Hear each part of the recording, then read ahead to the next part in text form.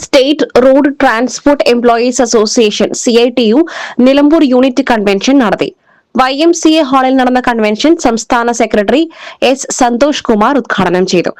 ഈ സ്ഥാപനത്തിൽ പണിയെടുക്കുന്ന നമ്മുടെ ജ്യേഷ്ഠന്മാരുടെ യാത്രയ്ക്ക് പോകുമ്പോൾ അവിടെയെല്ലാം മനസ്സിലുണ്ടായിരുന്നത്, അവിടെയെല്ലാം മുഖത്ത് തെളിച്ചു നിന്നത് ഒരു 2 വർഷം കൂടെ നീട്ടി കിട്ടിയതെങ്കിൽ കൊള്ളാമായിരുന്നു എന്ന് ഒരു കഥ പറഞ്ഞതോടുകൂടിയാണ് അവർ ഈ മെയ് മാസത്തിലെല്ലാം വിരമിച്ച നമ്മുടെ ജ്യേഷ്ഠ സഹോദരന്മാരുടെ മനസ്സിലുണ്ടായെന്ന് മനസ്സിലാക്കാൻ സാധിച്ചു.